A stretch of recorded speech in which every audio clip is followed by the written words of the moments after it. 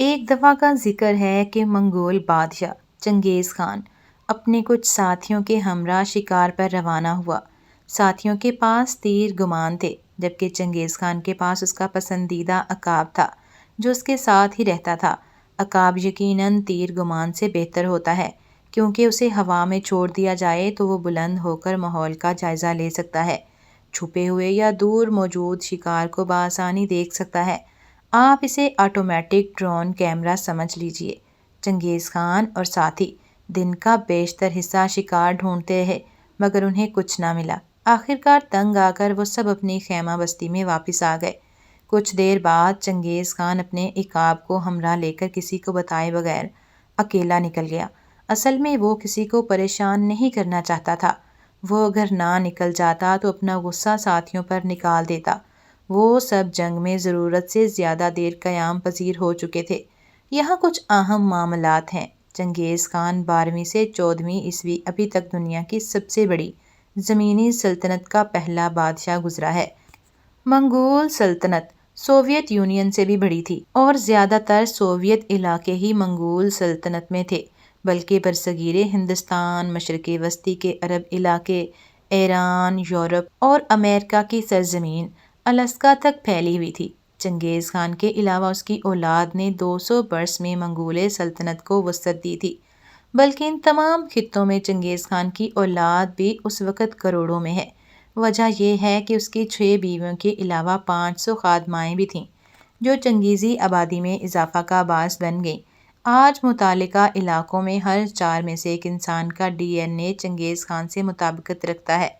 آج جو شخص اپنا ناطہ مغل یا ترک خاندان سے جوڑتا ہے، وہ اصل میں خود کو چنگیز خان کی اولاد کہہ رہا ہوتا ہے، جو 500 خادماؤں سے شروع ہوئی تھی۔ تو چنگیز خان اکیلا نکل گیا تھا۔ سخت گرمیوں کے دن تھے، چشمے، دریا وغیرہ سب سوکھے پڑے تھے۔ وہ پیاس کی شدت سے نڈھال ہو گیا تھا۔ بہت دیر بعد اس نے اپنے سامنے ایک چٹان میں سے پانی کی ہلکی سی دھار ٹپکتی دیکھی۔ اس نے اپنے پیالے کو بھرنے کے لیے سب سے پہلے عقاب کا نقاب اتار کر اسے آزاد کر دیا، تب پیالے کو دھار کے نیچے لے جا کر بھرنے کا انتظار کرنے لگا۔ ابھی پیالہ بس بھرنے کو ہی تھا کہ عقاب کو جانے کیا ہوا۔ اس نے چست لگائی اور پیالے پر چپٹا مار کر گرا دیا۔ سارا پانی زمین پر گر کر مٹی میں جذب ہو گیا۔ چنگیز خان کو عقاب پر سخت غصہ آیا، مگر آخرکار وہ اس کا پسندیدہ عقاب تھا، اس لیے برداشت کر گیا۔ اس نے پیالہ کو زمین سے اٹھا کر ایک بار پھر دھار کے نیچے کر دیا۔ پیالہ پھر بھرنا شروع ہوا۔ ابھی پیالہ آدھا بھرا تھا کہ عقاب نے پھر حملہ کر کے پیالہ گرا دیا۔ چنگیز خان نے سوچا کہ بے شک یہ عقاب میرا پسندیدہ ہے، مگر کسی کو حد تک عزت یا ناقدری کی اجازت نہیں دی جا سکتی۔ یہ بھی ممکن ہے کہ کوئی شخص دور سے یہ سارا منظر دیکھ رہا ہو اور بعد میں فوج اور رایا میں مشہور کر دے کہ تمہارا بادشاہ تو ایک عقاب کو بھی نہیں سدھار سکا، تمہارا خیال کیا رکھے گا؟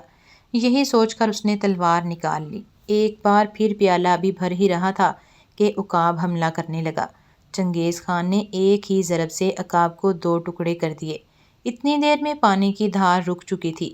چنگیز خان نے چٹان پر قدم رکھا اور کچھ ہی دیر میں اوپر پانی کی منی تک پہنچ گیا۔ اوپر پانی کا ایک چھوٹا سا تالاب تھا جس کے اندر علاقے کا زہریلا ترین سانپ مرا پڑا تھا اور اس کا جسم پانی میں گھل رہا تھا۔ چنگیز خان کو معلوم ہو گیا کہ اگر وہ پانی پی لیتا تو وہ بھی مر جاتا۔ چنگیز خان کو مقتول عقاب پر بہت حیرت ہوئی، جو اسی لیے پانی نہیں پینے دے رہا تھا۔ اس نے مرے ہوئے عقاب کو اٹھایا اور واپس خیمہ بستی میں آ گیا۔ تاریخ میں لکھا ہے کہ چنگیز خان نے اپنے عقاب کی شبیہ کے مطابق سونے کا عقاب بنوایا۔ آج بھی مجسموں، تصویروں، تحریروں اور شاعری میں اس عقاب کا ذکر ملتا ہے۔ چنگیز خان نے سونے کے عقاب کے ایک پر لکھوایا، اگر تمہارا دوست کوئی ایسا کام کر دے جو تمہیں پسند نہ ہو، وہ پھر بھی تمہارا دوست رہے گا۔ دوسرے پہ لکھوایا، جو بھی کام غصے کی حالت میں کیا جائے، وہ کام تمہارے لیے باعث پیشمانی اور بے ثمر ہوگا۔